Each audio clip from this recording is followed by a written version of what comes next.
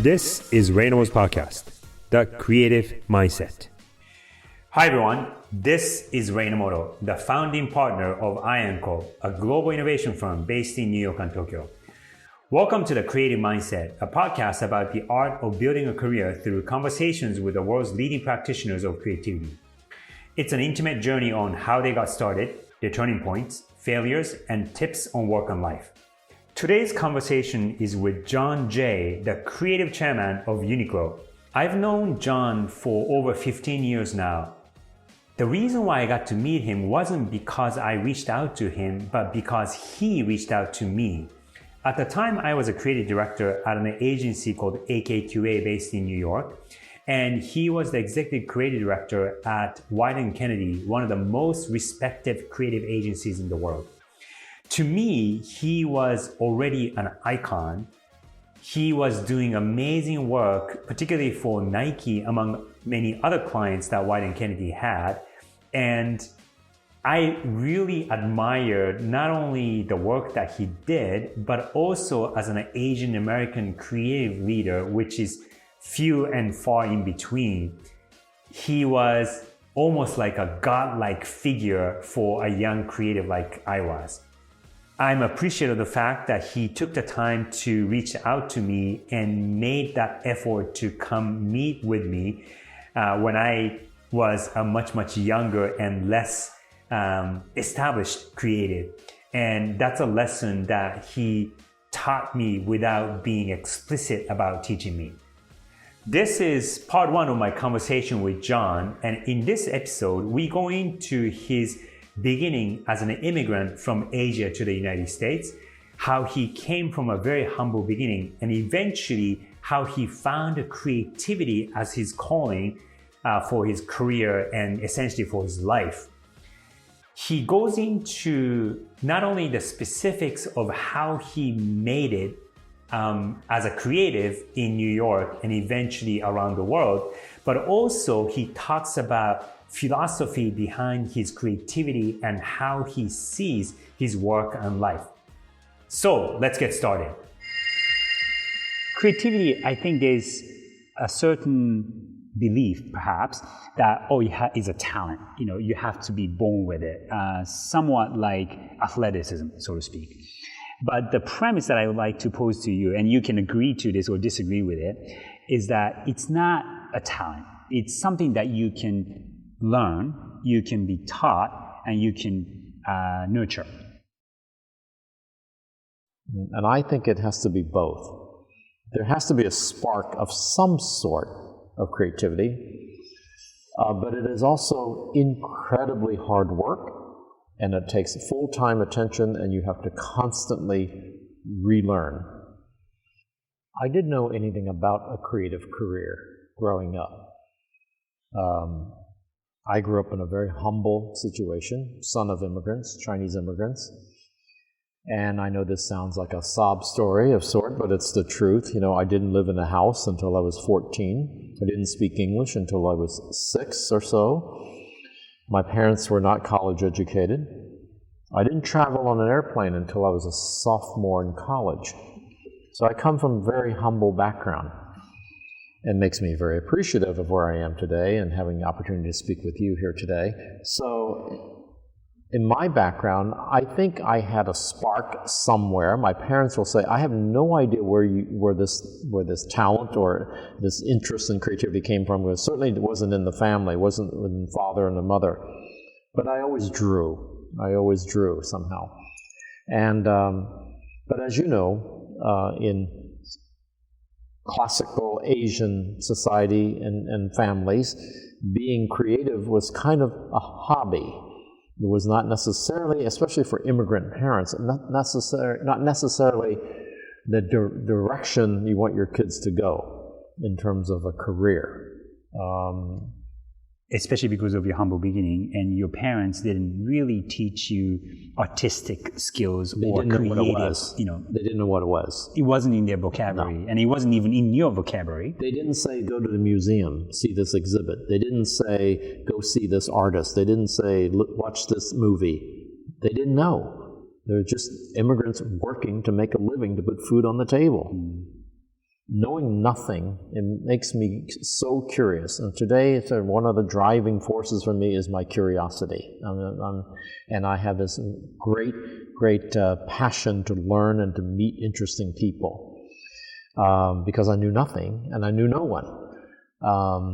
So I wasn't a great art student in high school and so forth. That was not my known path. But I was always interested in creative things, but I just didn't express it very well. And it wasn't until I got to college that someone, my best friend at that time, told me, hey, there's this program called Visual Communications. And it was a part of the industrial design program at Ohio State University. I went to investigate with him. He was in the program. And I went in the direction of graphic design. So visual communication meaning graphic design. This was a huge awakening for me. All the teachers were Swiss, English, or German. I've never been to Europe. So that was my eye-opening experience, the professors. And it was unique because it was not a typical graphic design program that you might see at SVA or other schools here in New York. Very much based on Swiss methodology, very much on critical thinking, very much on really doing research and understanding the problem, articulating the problem, and being able to articulate the solution. So it was not just simply having great skills in creating eye candy and trendy graphics and so forth. There was a lot of thinking behind it. That was really helpful for me. And one thing that you touched upon, critical thinking, is such an important thing, but also like creativity, critical thinking is a little bit elusive. How are they teaching you critical thinking? Do you remember? Well, I'll start with the very first project that we were given in visual communications. The very first project was design a book cover. We were not briefed very well, we would just design a book cover. And it was a kind of a test for us. Speaking for myself, I didn't know where to start. I didn't even know where the starting point was. Why was that? Because I didn't know what the problem was. First, you have to identify what's the subject matter and what's the problem, and be very clear about that. So design a book cover? What kind of book cover? What's the size of the book? What does it have to say? What's the image, and so forth. So the school, the teachers, the professors, all talked a lot about problem solving, identifying the problem. And what is the context of that problem? That business problem exists because of market conditions, it exists because of cultural conditions, it exists because of social conditions. So you have to understand that. That was just an exposure to the world, and as they were articulating what is the problem, how do you know about the problem, what's the condition, all of that was before we put pen to paper, or finger to keyboard now, but in terms of finding the solution. Talk about the problem and understanding what the situation is first. What is the question? We in creativity are often forced, especially in Japan, I hate to say, forced to the solution and to the execution first. They want to know what color it is before they even know what it is. The question is not what's the answer. The question is what is the question? What is the question? And what are the boundaries and the parameters for me to think about the questions? So the idea of a brief is so critical, but so difficult in Japan sometimes. That discipline, which is part of critical thinking. So what happened between your university career and then when you graduated? Can you talk about that process before getting to Wieden Kennedy? Interesting thing, when I was in school, I was so curious. I started looking at this magazine, GQ, and I started writing to the editor as a kid, as a student. That was a great cover last month. I thought it was much better this month, the cover, than the cover you had last month. I thought the editorial section was much stronger last month, however. Like, who am I to be writing these thoughts? Why would they ever care? I'm too naive. I'm not that sophisticated. I'm just writing my thoughts down and sending them every month. And lo and behold, I get a letter from New York City, and it has a GQ logo on it. And the editor said, "John, you seem to be so interested in us. Why don't you come to New York and join us?" How old were you? I was in college. I don't know, maybe 19, I don't know. 20. Yeah. But I'm so stupid. I'm so naive. I'm just writing to everybody, and just like, and that naive ignorance fueled my curiosity, and I would reach out to everyone. I didn't know it was not cool to do that, So I moved to New York, taking any job I could. Tiny publication on social change. So my first career was in editorial. And this is hugely important to me. And I go through, and I'm freelancing in the magazine world. That was a full-time job. And I'm freelancing as well, and just soaking up everything I can about magazines. So I go to New York, and I'm working at these really small magazines. But because the magazines were business magazines, science magazines, law, the covers had to be interesting. So it really tested our conceptual skills, taking very abstract ideas and having to make exciting visual covers. The other thing, starting in magazines, my boss was the editor. Therefore, words are important. And to this day, and as you know, sometimes in the fashion world, words aren't that important. They almost try to stay away from words a little bit. So words and working with editors became really important. So storytelling, the arc of the story, understanding how to tell a story visually with the words became a whole skill that I had to learn. At the magazine, at the business magazine, there was a young man. His name was Jimmy Traub. He was the son of the chairman of Bloomingdales. But that was the store of the world at that moment. That was the shining example of great retail innovation. It was one of the most important institutions, not just stores, of New York City. And then on the very last day of work, his last day at the magazine, he had a box with his papers and books, and he's going home. And I said, let me walk with you. So we're walking up 3rd Avenue.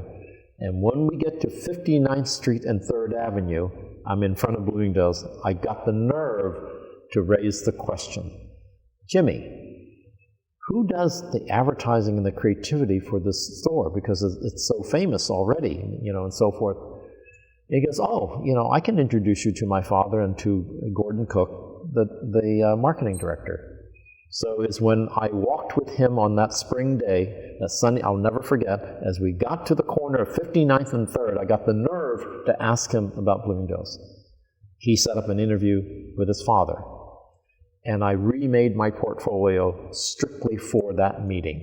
And this I've done throughout my career. I made a portfolio for that opportunity because I wanted my best shot. If I walk in that door, I want to have the best possible chance to engage in an interesting conversation with them. So I remade my portfolio, asked favors from photographers, used pictures that they had, made a whole concept about fashion and light and how light can change the beauty of women and fashion. And that was the portfolio that I made to show to Bloomingdale's. That got me the job. That's a wonderful story. I know you. I've known you for a long time now, but not this much, background, this much detail. So I appreciate you sharing that with me and with the rest of the audience. So I go from these little magazines about engineering and science, and I go to Bloomingdale's in fashion and so forth. Somehow, with no experience in fashion and marketing, I go to Bloomingdale's. So I was always able to make this crossover somehow, jumping across the divide and going from one discipline to another. By the time you go to Bloomingdale's, how old are you at this point? In your 20s or late 20s? Late 20s? Yeah, probably, yeah. And then you make your way to Bloomingdale's, the fashion world. Mm-hmm. What were some of the lessons that you took away? Well, number one lesson is I got a lot to learn, right? That's the other thing, a lot to learn. I still say that today. I didn't have any experience. Now, did I have ideas? Sure. But get in line. Everybody's got ideas, just because you have ideas, So I made a lot of mistakes in the beginning. I had to learn, but fortunately someone gave me the platform to learn. Someone trusted me. So overcoming the lack of experience and so forth, Probably, and having each time I changed categories of business, I had to relearn. So when I left Bloomingdales, I went to Wieden Kennedy. So let's talk about the next jump. You go from Bloomingdales to Wieden Kennedy. I moved to Wieden Kennedy without ever visiting Portland, Oregon. I never went to the office. I never interviewed. And I think I made the smart decision. I needed to get out of New York and really challenge myself. The reason why I say I have to challenge myself is that creatives often are the first to get onto a soapbox and bark at their clients. You need to take more chances. Why are you so conservative? You need to take risks. You need to really reach for the stars. You need to go out there and do something bold. We bark very loud on our little soapbox, but then we look in the mirror, we're as conservative as a little puppy. We're scared to death to take a chance. I didn't want to be one of those people. So from being this New Yorker now and going to Portland, Oregon, that was a risk. Stay in the fashion retail world, stay in New York. I just renovated a big apartment. I was very comfortable. I could stay, I had a house in Connecticut and all that. Stay, be comfortable, But I had this kind of angst that I am luring myself into this comfort zone that's not going to enhance my creative thinking, and I'm not going to grow. So I went from these little magazines to the best, most iconic fashion retailer in the world. I go from that to the best ad agency in the world.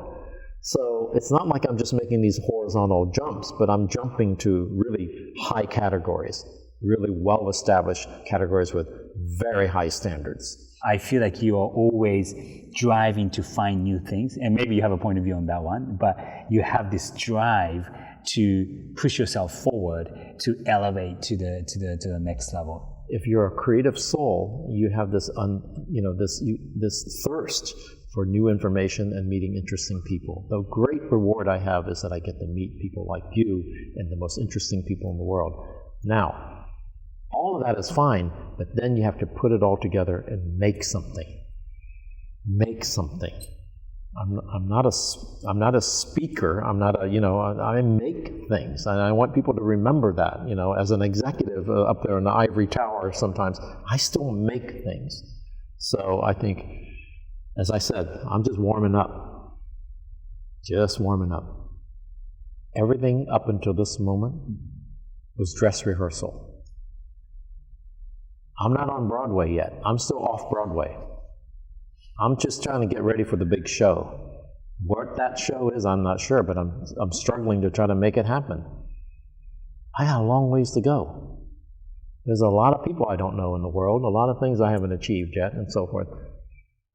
I knew clearly what my disadvantages were because I could see it all around me. So I say, there's a lot of people smarter than me. There's a lot of people better educated than me, a lot of people richer than me, certainly, and a lot of people more talented than me. But I have one card up my sleeve. They can't outwork me.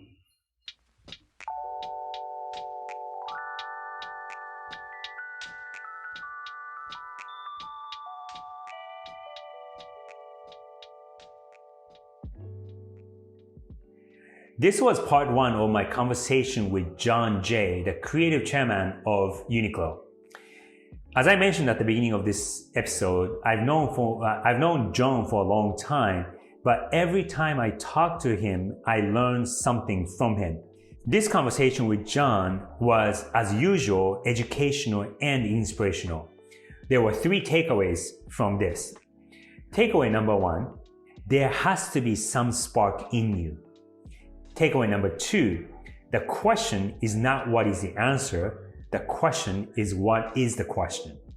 And takeaway number 3, I have one card up my sleeve. They can't outwork me. So the takeaway number 1, there has to be some spark. This was a quote that he brought up when I asked him, is creativity nature or nurture? Essentially, he said it is both. When I ask this question to other people, it's often the case that people tell me that it is nurture more so than nature. But John was explicit that, it is something that you can train, but you have to have some spark in you. John talks about how he loved drawing when he was a child, and that was the spark that he had, and he had this endless curiosity as a child to pursue what he was interested in. But that curiosity, I would say, he never lost it. Even in his late years, more recently, he's a very established creative leader in the industry. But one thing that I've always noticed about John is that he has this endless curiosity. Curiosity, in a way, is ageless. It doesn't matter how old you are, whether you are a 5-year-old or 55-year-old or even 85-year-old, you can have that curiosity and that becomes your spark to pursue creativity as your calling. Key takeaway number 2, the question is not what is the answer, the question is what is the question. He works for a Japanese global company, and in Japan, it's often the case that employees tend to want to know what the answer is in order to pursue that thing. A lot of employees, and I guess that could be a similar case in the US as well, where people want to be given a clear direction and in some cases clear specific instruction in terms of what you need to do. But what John talks about here is that, you shouldn't be asking for what is the answer from the get-go, but it is your job to pursue and find what the answer is. And in order to get a good answer, you need to be asking the right, if not good question, so that you can get to the right or at least good answer. So the question is not what is the answer, but the question is what is the question? Ask good questions. And finally, key takeaway number 3, and this was one of the last things that he said in my conversation with John, but we decided to put this quote into the first part of this conversation because we felt that this was such a powerful statement. And he said, I have one card up my sleeve.